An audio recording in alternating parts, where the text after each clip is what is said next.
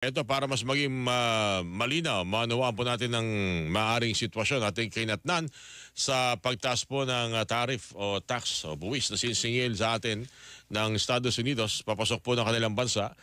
Isang ekonomista ho, makakausap po natin si Sir Michael Ricafort. Sir Mike Ricafort, magandang umaga po sa inyo. Sir Mike, si Orly po ito sa Radyo na TV pa. Good morning po, sir. Good morning po, Mr. Orly, at sa inyo po mga taga-subaybay po. Sir Mike, anong pangunawa mo dun sa 17% na yung maaaring may bahagi sa ating mga taga-subaybay? Sa simpleng kaisipan, lalo na sinasabi na makaka-apekto ito sa forex o foreign exchange na alam naman ng karamihan sa atin pag ang palitan ng dolyar sa piso ay mataas, sunod-sunod na ho yan eh. Pati presyo ng gasolina, presyo ng bilhin, etc. etc. Sir Mike? Ayun naman po, lumakas naman po yung piso kahapon. No? Nagsara po sa 57.095. Isa po yung sa pinakamalakas in almost 6 months mula po nung early October. No? And ano po yan? Galing po yan sa 7.21 noong nakarang araw. No? So nag-appreciate siya na may 10 centavos. No? Kasi pababa po yung dolyar. Ayun po yung nangyari. Kasi itong yung ginawa po ni Trump na pagtaas ng pag nag-import po sila, tinaas sila yung tax, no? Meron tayong mga export. Hindi lang tayo, buong mundo. Yung mga nag-export po sa kanila, sa kanilang pananaw, yung pag-import nila, tinaasan po nila yung buwis. Na kaya humina po yung dolyar kasi po, bumaba kasing interest rate sa Amerika, yung bond yield na tinatawag. No? The lowest in more than 5.5 months. Then, no? Parang halos 6 months. So, bumaba po yung interest rate nila. So, naging less attractive yung dollar sa buong mundo, no? Kasi bumaba rin yung stock market nila. Nag-depreciate siya sa halip na mag-appreciate o tumaas ang halaga ng dolyar sa ibang bansa. Opo, kasi labis-labis naman po yung tinaas ng dolyar nung nakaraan 3 taon, no? Kaya ngayon, nagko-correct lower siya. Kumbaga, kasi yung ginawa ni Trump na yan, hihina po kasing ekonomiya ng Amerika.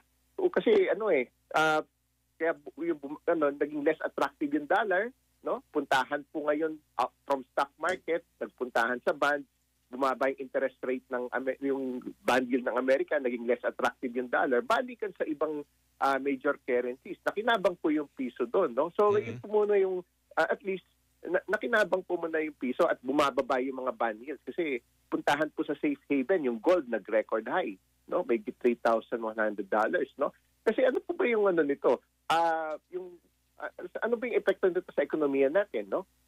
Kasi po, yung mga export po natin sa Amerika, pinatawan ng buwis ni Trump ng 17%. So, kumbaga, pagka yung mga, mas magiging mahal yung ibebenta natin export sa Amerika, no? Kasi Amerika... Ano bang umiiral ngayon na tariff na? At export natin sa Estados Unidos, Sir Mike? Ano po kasi, parang ginawa po standard ni Trump yan eh. Ang kiniklaim po ng US, no, na wala na, yun ang sinasabi ni Trump na wala daw po sila sina-charge, no? Kaya nga parang gusto niya, ipatas niya eh. Almost free pala to. Almost tariffless na. Pero wala naman po kasi tayong free trade sa Amerika. Although meron po mga programa na yung iba po may exemption, no? May mga programa na pero yun ang official stance ng White House eh, na wala daw silang sina-charge, no? Pagka yung mga ini-import nila sa iba't ibang bansa. Kaya nagpataw siya ng buwis kasi parang feeling niya... Parang free trade, no? May ugnayang kalakalan tayo, kaya ganon. Pero kasi ang ano po niya, ay parang yung mga iba't ibang bansa, meron pong, pag tayo naman, yung mga ibang bansa, nag-angkat, nag-import from the US, kiniklaim ni Trump na may mga tax daw na pinapataw. Actually, may listahan po siya eh, buong mundo eh, no? Kaya ang ginawa niya, 1:1, reciprocal. O kung may ini-import yung bawat bansa from the US, meron silang parang import tax, no? Tatapatan po ng Amerika 'yon. Kung mag-export sila sa US, mag-impose din po sila tax. Parang yun doon sa White House, ang kiniklaim ng doon na datos, pag nag-import daw po yung Pilipinas, 34% lahat-lahat yung on the average, no? Ayun po yung tax na pinapataw po natin kasi wala po tayong free trade. O ginawa po ng White House, sige, hindi naman niya tinapatan na 1:1, 17%. O, para lang sa buong mundo, ganun din po ginawa niya. Pero sa Pilipinas, isa po sa pinakamababa. Yun nga lang po yung parang consolation. Yung po realidad, mas magiging mahal na 17%, pag mag-export tayo sa Amerika. Pero isa po tayo sa pinakamababa after Singapore. Kasi ang minimum po na sila ay 10%. Ayun po yung pinataw niya sa Singapore exports to the US, 10%. Pero yung mga karatig bansa po natin, mas higit na mas mataas. Halimbawa, yung sa ASEAN, nagre-range po yan ng more than 20% to almost 50%. Halimbawa po, Cambodia, 49% yung import tax na rent ng US. Yung Vietnam, 46%. Mataas.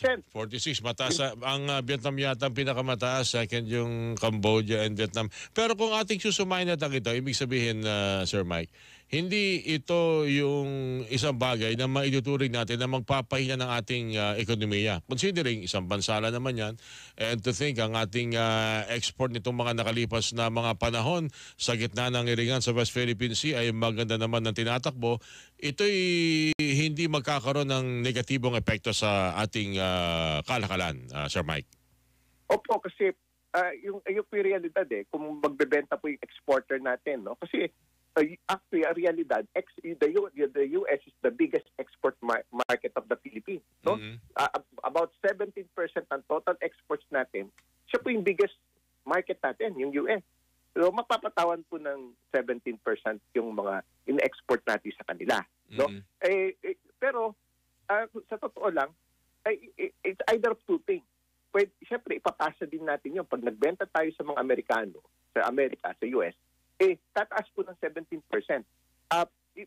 Malamang sa malamang, ipapasa yon doon sa mga nabili sa Amerika. Magiging mas mahal. Mamamayan din nila. Yung hindi ko maunawaan para daw sa ekonomiya nila at sa mga kapakanan rin ng mga manggagawa nila.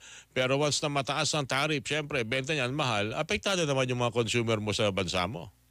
Opo, yung sa bansa nila, sila yung magsasuffer nun. Kasi malamang sa malamang, ipapasok din po yung sa kanila. Baka iba na ngayon ang kukunin. Mas mura na. Opo. Pero kumpara naman sa, pag galing po sa Vietnam, 46% yung dagdag sa presyo. Kasi 46% yung taripa. Yung galing China, 34%. Yung galing Japan, 24%. No? Yung ibang ASEAN countries, Malaysia, Thailand, mas mataas po ng more than 20%. Between 20 to 30% may hit. Yan po yung dagdag presyo. Habang pinapaliwanag nyo kasi, Sir Mike, maputol ko lang kayo, habang pinapaliwanag nyo, pinagmamasdan ko ngayon itong kalakalan, trading sa Amerika, New York Stock Exchange. Abay, ang baba. Halos lahat ng kalakalan ngayon sa kanila tumaas. Lalo na sa automotive sector. Opo, kasi yun din, may 25% tax. Lahat ng imported na sasakyan sa Amerika, tinaasan po nila ng tax na 25% ang halaga ng sasakyan. No? Lahat ng imported na sasakyan. Kaya alam niyo po, yung tatamaan po dyan, yung mga Amerikano, mas magiging mahal kasi marami po silang in-import. So, mas magiging mahal by at least 25% sa maraming produkto. No? Kaya, ayun po yung bumaba yung stock market nila kasi baka tumaas po yung inflation doon sa Amerika at mabawasan yung ability ng US Central Bank na mag-cut ng interest rate. No? Babagal po yung ekonomiya nila. Risk of slowdown. Ang pinangangamba ko dito, Sir Mike, at dapat siguro paghandaan, yung ating mga kababayan na may mga kaanak sa abroad, yung nagpapadala dito, dahil binabagan nyo kayo na, siyempre, unang ang babalikan nito ay yung halaga ng dolyar. Bababa yung halaga ng pinapadala dito ng ating mga OFW, Sir Mike. Opo, yun. Kaya nga po, na rin, galing 59 po yan, no, yung record high. Nahuli po natin nakita yung palitan na yan noong November to December. Noong January, malapit-lapit po doon, 58 levels. Ngayon, halos 57 na lang po. No? So bumaba ng halos 2 piso from the peak. Ramdam po yan ng mga kumikita ng dolyar, yung mga OFW. Mababawasan po, alba kung $1,000 yung padala nila, yung dating 59,000, 57,000 na lang halos ngayon. No? Kasi ang impact po din yan, bukod sa palitan ng pera, there would be a slowdown. Babagal po yung ekonomiya ng Amerika, pati buong mundo. Yung economic growth ng buong mundo, babagal. Kasi trade war po yung mangyayari, tapatan yung nangyari. Actually, in-initiate na po ng Amerika yan, trade war. So, tapos yung ibang bansa, ni-warningan nila, wag daw mag-retaliate. So, kasi normally pag trade war, 1:1. So, siguro dapat bantayan yung halaga ng pinapadala dito ng ating mga OFW. But definitely, as far as our ekonomiya natin, yung kung anong umiiral dito sa atin, wala naman siguro ito magiging epekto sa tingin ninyo, Sir Mike? Dati po, babagal po ng konti yung exports kasi natin, hindi naman tayo malakas So, mag-export. yung mga bagay na nakadepende sa dolyar, yun lang talaga mababantayan natin, Sir Mike. Ganun po ba? Oo po, kasi yung mga exporter po natin, ay kasi yung ekonomiya natin, yung exports po ng Pilipinas, mas mababa po ng 3 to 5 times kumpara sa mga neighboring countries natin. Yung mga karatig bansa natin, yung mga Thailand, yung mga Malaysia, Indonesia, Vietnam, China, mas dependent po sila sa exports. No? Yung mga trabaho, nakasalalay po doon, yung kabuhayan nila, yung kita. Tayo hindi po masyado, goods export po yun. Ang tayo po kasi, medyo hedge tayo kasi hindi naman po apektado yung services. Kasi ang marami po sa atin na hindi naman po masyado apektado, yan yung OFW remittances, that's $40 billion per year. We're the 4th largest in the world sa remittances. No? Hindi po apektado yun, no? Kasi tuloy-tuloy pa rin po. Katunayan, 20% ng total nurses sa buong mundo galing pong Pilipinas. In an aging world population, no? Sineservisyon po ng mga OFW natin yun.